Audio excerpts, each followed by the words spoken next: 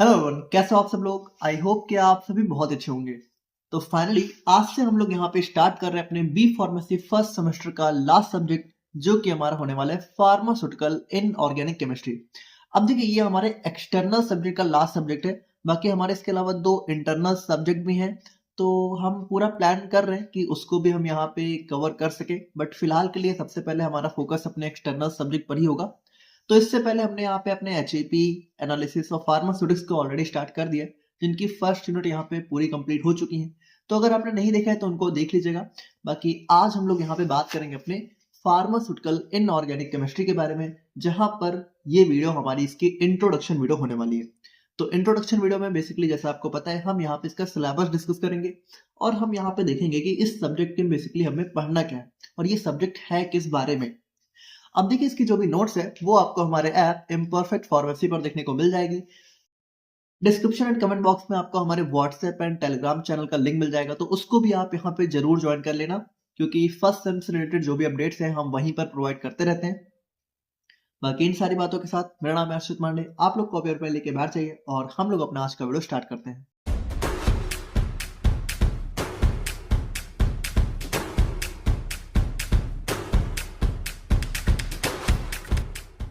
अब देखिए, बात करें हम लोग यहाँ पे अपने फार्मास्यूटिकल इनऑर्गेनिक केमिस्ट्री के बारे में, तो इसके बारे में बात करने से पहले हम लोग थोड़ा समझते हैं इनऑर्गेनिक केमिस्ट्री क्या होती है।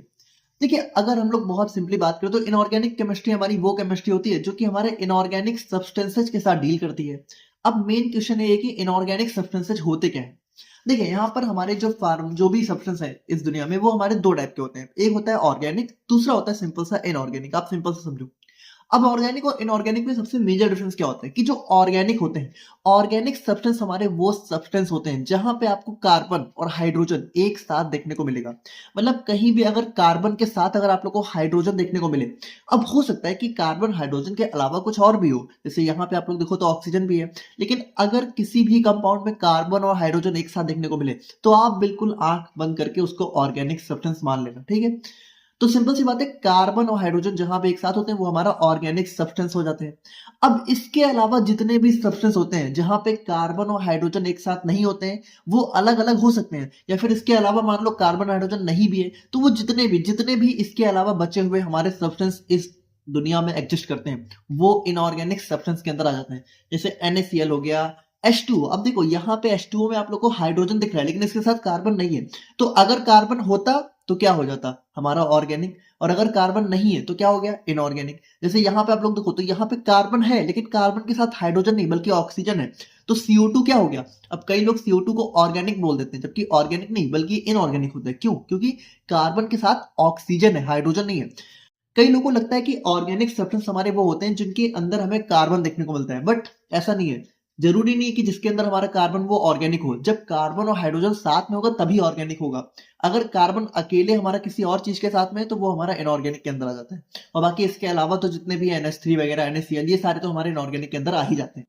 तो ये हमारे इनऑर्गेनिक सब्सटेंस होते हैं, ठीक है, जिनके अंदर हमारे मेटल्स, नॉन मेटल्स, उनके कंपाउंड्स हो गए, ठीक है, excluding most carbon containing compound. तो यहाँ पे देखिए, मोस्ट मोस्ट कार्बन कंटेनिंग मतलब देखो, ज्यादातर जो भी कंपाउंड कार्बन के साथ होते हैं उनके साथ हाइड्रोजन होता ही है।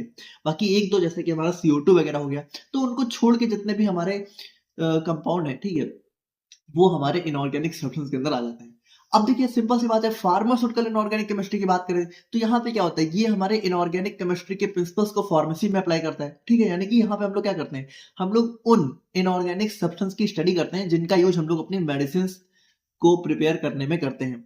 अब सिंपली अगर आप लोग अपना फर्स्ट सेम का सिलेबस देखो, तो फर्स्ट सेम के सिलेबस में बेसिकली आप लोग को पढ़ना क्या क्या है। आप लोग को इम्प्योरिटीज पढ़नी है, limit test, acid base, electrolytes, gastrointestinal agent, dental products, radio pharmaceuticals. यही हमारा पूरा सिलेबस होने वाला है, जो कि आप लोग को इनऑर्गेनिक केमिस्ट्री के अंदर पढ़ना है।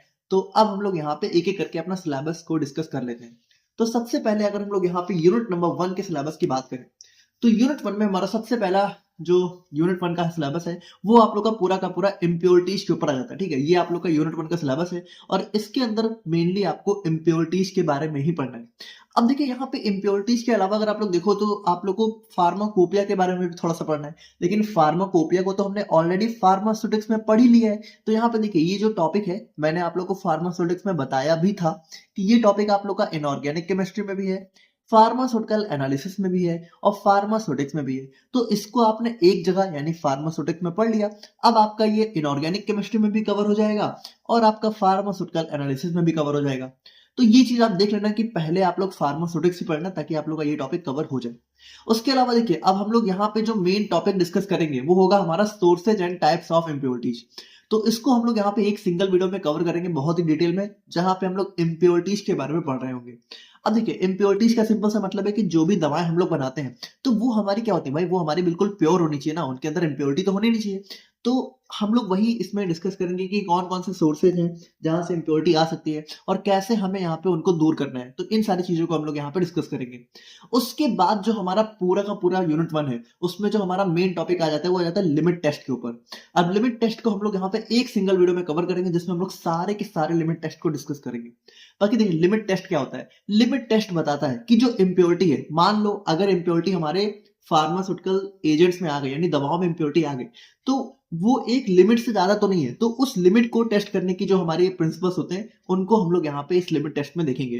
तो यहाँ पे बेसिकली हम लोग chloride, sulphate, iron, arsenic, lead, heavy metals, ठीक है, तो इन सबकी कैसे, देखो ये सारी चीजें हमारे इम्प्योरिटी के फॉर्म में प्रेजेंट होंगी, तो हम लोग ये चेक करेंगे कि कहीं ये लिमिट से ज्यादा तो नहीं है। तो ये हमारा यूनिट 1 का सिलेबस हमारा देखने को मिल जाता है। नाउ यूनिट नंबर 2 की बात करें तो यूनिट 2 में हमारा सबसे पहला चैप्टर आ जाता है एसिड, बेसिस एंड बफर्स के ऊपर, जहां पे आप लोग को जनरल जो हमारे एसिड बेस होते हैं उनके बारे में पढ़ना है। और बफर्स हमारे वो एजेंट्स होते हैं जो कि कह सकते हो पीएच को थोड़ा सा ऊपर नीचे होने से रोकते हैं, यानी पीएच को स्टेबल बनाए रखने में अपना रोल प्ले करते हैं। तो इनके बारे में बहुत डिटेल में हम लोग यहाँ पे इस पूरे चैप्टर में पढ़ रहे होंगे। उसके बाद नेक्स्ट चैप्टर हमारा आ जाता है major, extra and intra cellular electrolytes. अब देखो, इलेक्ट्रोलाइट्स क्या होते हैं? सबसे पहली बात देखो, इलेक्ट्रोलाइट्स वो एजेंट होते हैं जो कि इलेक्ट्रिसिटी को कह सकते हो कैरी कर सकते हैं। बाकी यहाँ पे हम लोग जब बात करेंगे इलेक्ट्रोलाइट्स की, तो हम लोग उन इलेक्ट्रोलाइट्स की बात करेंगे जो कि हमें बॉडी के अंदर देखने को मिलते हैं और जिनके ऊपर हमारे चार्जेस होते हैं, जैसे कि हमारा मैग्नीशियम हो गया, पोटेशियम हो गया। तो इनके ऊपर आप लोग देखो तो चार्जेस होते हैं, जैसे Mg2+, K+।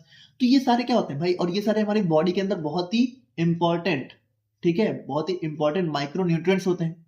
तो इनके बारे में हम लोग यहाँ पे पढ़ रहे होंगे अपने इंट्रासेलुलर इलेक्ट्रोलाइट्स के अंदर, ठीक है। तो ये सारी चीजें हम लोग देखेंगे। जैसे आप लोग मल्टीविटामिन्स वगैरह लेते हो तो उसमें यही सारी चीजें होती है, Mg2+ वगैरह, ठीक है, जो भी मल्टीविटामिन्स हमारे बाजार में देखने को मिलते हैं। डेंटल प्रोडक्ट्स की अगर हम लोग यहाँ पे बात करें तो इसके अंदर हम लोग यहाँ पे उन एजेंट्स के बारे में पढ़ रहे होंगे जिनका यूज हम लोग यहाँ पे अपनी डेंटल प्रॉब्लम्स को ट्रीट करने में करते हैं। जैसे मान लीजिए किसी को दांत में दर्द हो रहा है, किसी को अपना दांत निकलवाना है, ठीक है, टूथ एक्सट्रैक्शन कराना है, और या फिर जो भी टूथपेस्ट वगैरह हम लोग यूज करते हैं तो उसमें कौन कौन से एजेंट्स होते हैं, तो वो सारी चीजें हम लोग यहाँ पे डिस्कस कर रहे होंगे। जैसे डेंटिफ्राइसिस हमारा टूथपेस्ट होता है, डिसेंसिटाइजिंग एजेंट हमारा वो एजेंट होता है जो कि हमारा सेंसेशन को खत्म कर देता है। जैसे मान लो किसी को दांत निकलवाना है तो वहां पे सेंसेशन को खत्म करना होगा ना, तो यहाँ पे डिसेंसिटाइजिंग एजेंट्स हम लोग यूज करते हैं। तो ये सारी चीजें हम लोग यहाँ पे डेंटल प्रोडक्ट्स के अंदर पढ़ रहे होंगे। तो ये आप लोग का यूनिट नंबर 2 का सिलेबस हो जाता है। नाउ यूनिट नंबर 3 की बात करें तो यूनिट 3 में आप लोग को पढ़ना है अपने गैस्ट्रो इंटेस्टाइनल एजेंट्स के बारे में, यानी वो दवाएं जो कि हमारे गैस्ट्रो इंटेस्टाइनल रीजन में जो भी प्रॉब्लम होती है उनको ट्रीट करने में यूज करी जाती है। तो इसके अंदर पहला चैप्टर हमारा एसिडिफायर्स के ऊपर आ जाता है। तो एसिडिफायर्स देखो नाम से ही क्लियर है, एसिडिफायर्स यानी कि वो दवाएं जो कि हमारी बॉडी के एसिड को लेवल को बढ़ाती हैं, ठीक है, मतलब एसिड के लेवल को, जैसे हमारी बॉडी में एसिड होता है HCl, तो ये जो HCl है हमारी बॉडी में स्टमक के अंदर होता है, कभी कभी उसका लेवल कम हो जाता है, और ये HCl हमारे लिए बहुत जरूरी भी है क्योंकि यही हमारे खाने को डाइजेस्ट करने में अपना रोल प्ले करता है। तो अगर उसका लेवल कम हो जाता है तो हम लोग एसिडिफायर्स लेते हैं। अब एंटासिड जस्ट इसका अपोजिट हो गया, अगर हमारे एसिड का लेवल बहुत ज्यादा ही बढ़ गया बॉडी में तो हमें बहुत ज्यादा पेन वगैरह हो सकता है, ठीक है, तो उस केस में एंटासिड हम लोग यूज करते हैं। कैथार्टिक्स ये हमारी वो दवा है जो कि कॉन्स्टिपेशन के ट्रीटमेंट में यूज करी जाती है, जैसे किसी को कब्ज वगैरह होती है, कॉन्स्टिपेशन है, तो वहां पे कैथार्टिक्स यूज होता है। एंटी माइक्रोबियल्स मतलब कि वो दवाएं जो कि हमारे माइक्रोब्स को किल करती हैं, जैसे सैनिटाइजर वगैरह आप लोग यूज करते हो तो उसके अंदर एंटी माइक्रोबियल ही होते हैं। तो ये हमारा यूनिट नंबर 3 का सिलेबस हो जाता है। यूनिट नंबर 4 की बात करें तो यूनिट 4 में हमारे कुछ मिसलेनियस कंपाउंड्स हैं, मतलब सभी का कुछ अलग अलग रोल है। जैसे एक्सपेक्टोरेंट हमारा कफ सिरप हो जाता है, ठीक है, तो यहाँ पे हम लोग कफ सिरप के बारे में पढ़ेंगे।